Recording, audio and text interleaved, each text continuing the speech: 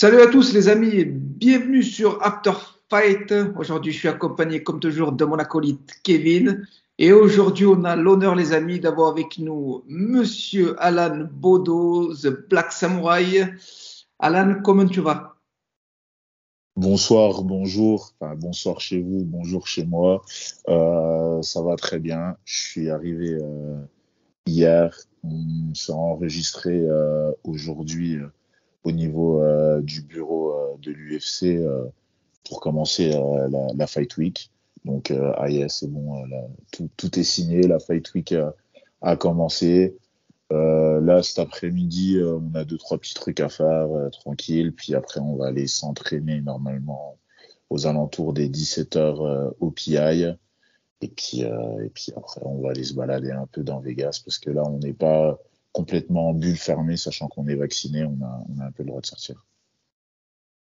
Donc pour le rappeler à tous les amis, Alan combat le 19 février contre Parker Porter à l'After Fight Night à Las Vegas. Donc pour revenir un peu sur ton parcours, Alan, déjà on va te laisser te présenter, nous parler un petit peu de toi et de ton parcours. Ok, donc Bodo Alan, combattant en MMA à l'UFC, j'ai 34 ans, catégorie poids lourd. J'ai commencé ma carrière de MMA en 2013 en passant pro dans une organisation au Japon. J'ai évolué jusqu'à 6-0 sur le Japon, puis après je suis revenu en France. J'ai fait un combat en Afrique du Sud à l'EFC. Puis après, par la suite, j'ai recombattu au Japon. Après, j'ai recombattu à TKO. Et puis après, j'ai eu ma première signature à l'UFC. Et là, je vais effectuer mon troisième combat sur mon contrat. D'accord. D'accord. Moi, j'avais une petite question par rapport à ton parcours. Est-ce qu'il y avait une grosse différence entre les shows asiatiques et les shows à l'américaine? Après, j'ai pas fait de petit événement. Enfin, en tant que spectateur, j'ai fait un UFC Japon, j'ai fait un UFC aux États-Unis, et j'ai fait un UFC en Europe. Trois publics différents. D'accord. Euh, Aux États-Unis, c'est le public qui boit de la bière, qui est pas forcément connaisseur et qui est plutôt en mode on vient pour s'amuser, regarder du show, mais sans forcément connaître tout l'aspect technique et l'univers du MMA. En Europe, c'est moitié-moitié. Tu as une moitié de connaisseurs et une moitié de gens qui sont là juste pour s'amuser et profiter entre amis ou en famille de l'événement. Et au Japon, il y a bien entendu, il y a des gens qui font pas partie du tout de l'univers du MMA ou qui sont pas forcément fans, mais genre c'est gros silence et c'est vraiment quand il y a des belles actions que tu vas voir la foule un peu se lever ou applaudir, mais c'est toujours respectueux. En fait, quand le public au Japon, ça me fait surtout penser genre au public que tu peux avoir sur un match de tennis. Tu vois. D'accord. D'accord. Et toi, au niveau de ton prochain combat face à Porter, ta préparation, comment elle s'est déroulée? Est-ce que tu as eu des ajustements différents par rapport à tes anciens combats? Est-ce que j'ai vu dans l'actualité que tu avais apporté quelques modifications, notamment au niveau mental? Est-ce que tu pourrais nous en dire un petit peu plus? Ouais, après, c'est juste la manière de prendre l'adversaire, vu qu'à chaque fois on a des adversaires différents, donc automatiquement la stratégie n'est pas forcément la même. Et, euh, et là, je vais être sur une stratégie qui est tout à fait différente de mon dernier combat, parce que Rodrigo Nascimento n'a pas du tout le même profil que Parker Porter. Et oui, j'ai fait vraiment un très bon travail sur le mental parce que par rapport à mon dernier combat qui s'est passé à l'UFC, on sait pas du tout ce qui s'est passé mentalement et on sait que il y a que de ce côté-là où il y a eu une faille parce que je fais un premier round d'enfer et Je faisais- après on sait pas du tout ce qui se passe donc on sait que c'est pas de la fatigue, on sait que c'est pas de la technique donc il y avait qu'une seule chose à revoir et à essayer de comprendre, c'était le côté mental. Et donc, on a fait certaines modifications qui vont aussi notamment quand même avec l'aspect de la gestion de l'entraînement et la gestion du combat, la stratégie et le fight IQ. Mais je pense que là, vous allez voir un Alan différent. Et je pense que ça va être bien, parce que je veux toujours quand même rester ce combattant explosif et qui fait du show. Après, voilà, ben, des fois, c'est un peu compliqué, comme on a pu le voir.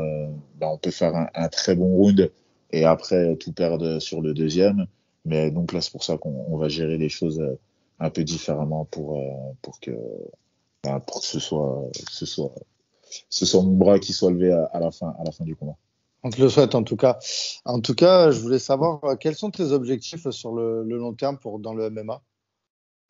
Déjà, pour l'instant, je dirais à court terme, ce serait déjà de me gagner mon combat samedi euh, avec la manière KO, soumission ou même à la décision.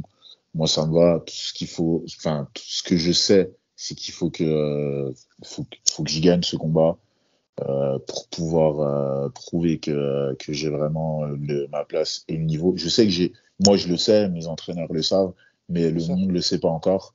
Donc c'est ce qu'on va prouver ce week-end. Et puis après, grappiller gentiment des places au classement. Et puis, parce que voilà, enfin, comme vous pouvez le voir, la KT, elle bouge drôlement bien en ce moment.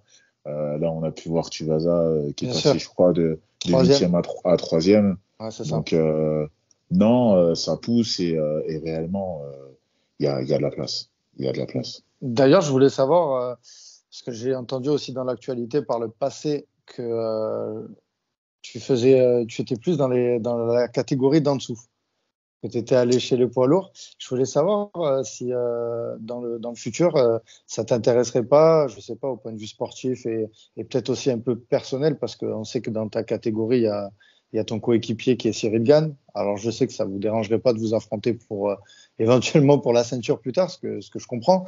Mais est-ce que tu penserais pas qu'il y aurait peut-être plus de place pour toi d'aller performer dans la catégorie des 93 kilos? Bah, déjà, moi, j'ai commencé en poids lourd. Déjà, D'accord. ma catégorie de base, c'était les poids lourds. Mon premier combat que j'ai fait en MMA, j'étais en poids lourd, je faisais 140 kilos. Et après, de là, ben, je suis descendu parce que j'ai pu descendre. Réellement, je pourrais encore descendre. Je pourrais descendre assez facilement, je pense. Après, ça mettrait un tout petit peu plus de temps, voilà, parce que maintenant, ben, on prend de l'âge et les réglages sont tout à fait différents, sachant que j'ai fait une prise de masse pour pouvoir rester D'accord. en poids lourd. Et donc, ben, faut faire tout un travail différent pour pouvoir redescendre. Mais je pense que c'est tout à fait faisable, parce que mon préparateur physique, Hugo Margotto, est, euh, est apte à ça. Et on a une nutritionniste aussi à la salle qui pourra m'aider là-dessus. Mais non, franchement, moi, je me plais bien chez les poids lourds. En plus, je suis un gars, je kiffe la gastronomie, je kiffe la bouffe, je kiffe me faire plaisir à bien manger. Donc, Ouais, t'as pas de limite de poids au moins. voilà, c'est ça, il n'y a pas de limite de poids. Il Je n'y a sais pas que, de cutting à faire. voilà, tu vois, je me suis pesé tout à l'heure, je faisais 114 kilos.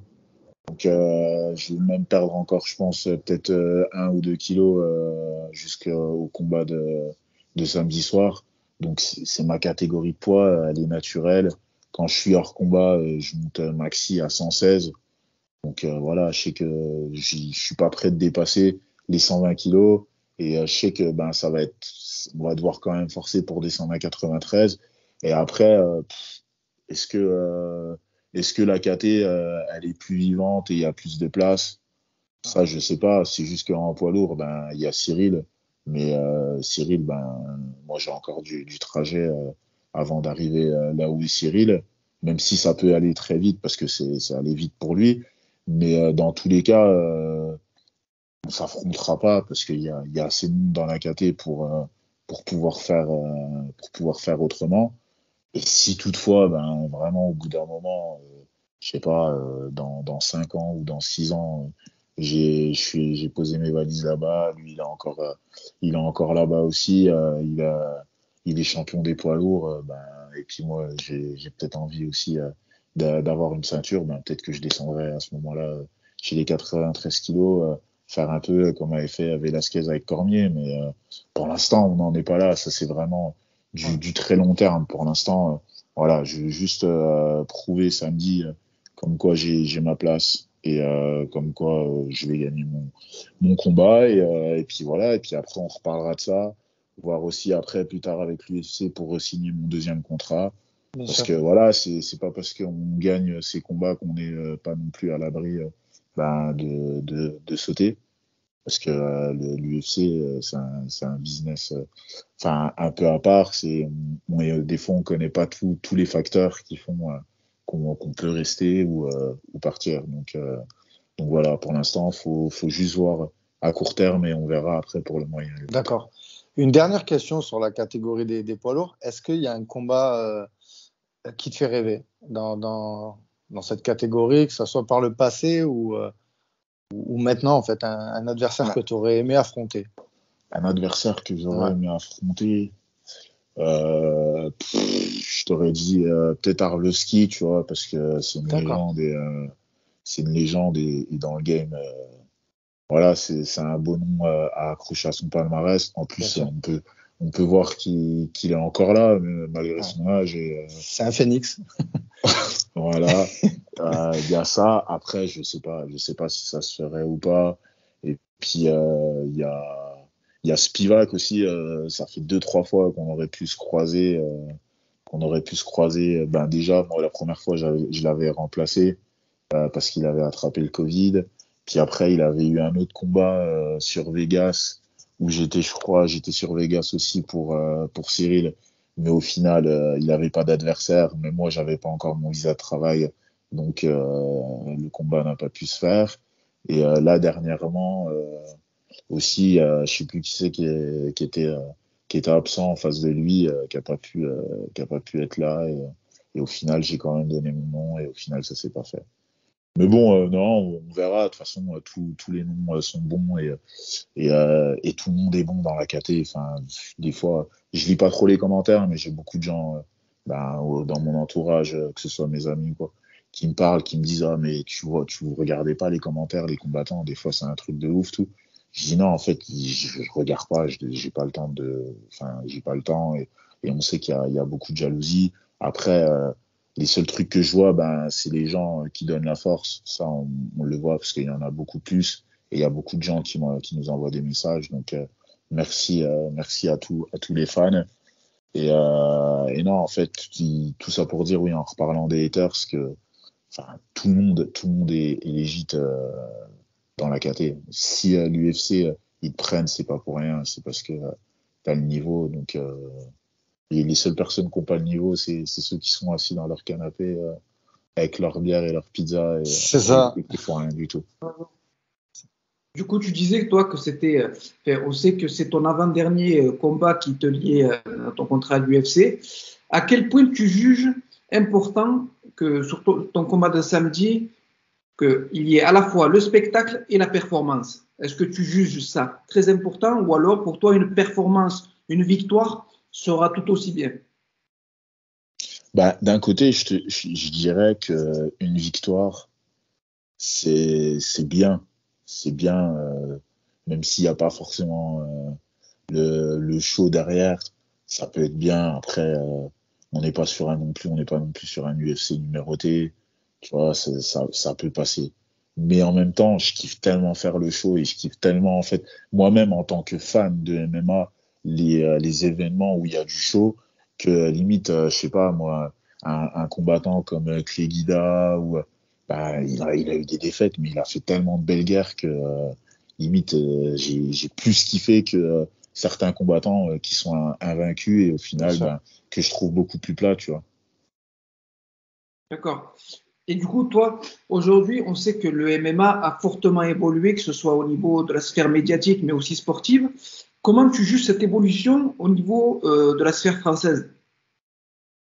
Au niveau de la sphère française, ça a grave bougé. Enfin, je sais pas si vous avez pu faire le déplacement Arès, à l'événement Arès. on le fera bientôt. On Euh, le fera bientôt. je vous invite vraiment Ouais. à faire le prochain. Je crois d'ailleurs c'est le 10 mars, ça a été annoncé. Et, et non, le show, il est vraiment beau. On va avoir aussi un Bellator Paris. avec un Cheikh Yo- Congo qui va nous refaire une ceinture. Et un Enfin, Yoel Romero. voilà, et un Yoel Romero.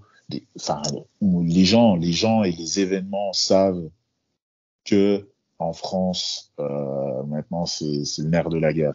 Donc après, faut voir avec la crise sanitaire qui fait en sorte que c'est un peu plus compliqué.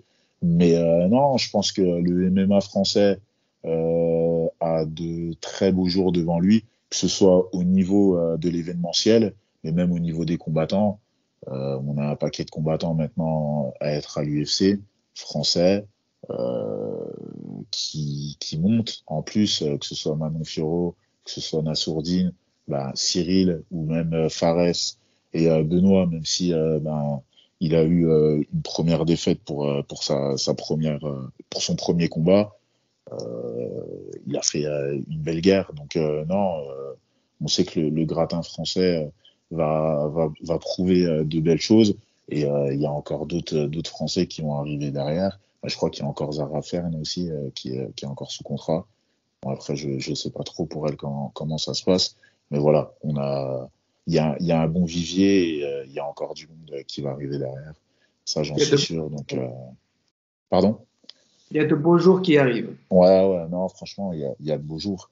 Et faut le dire, hein, enfin, géographiquement parlant, la France, on est quand même au centre de l'Europe. Donc, tous les gros événements sur Paris, autant avant, je sais pas, tu avais un UFC à Berlin, l'Espagnol, il a peut-être pas forcément envie de monter jusqu'à Berlin pour aller voir un UFC, alors que déjà, Paris, c'est beau, tout le monde a envie de voir et de se promener aux Champs-Élysées, tu vois.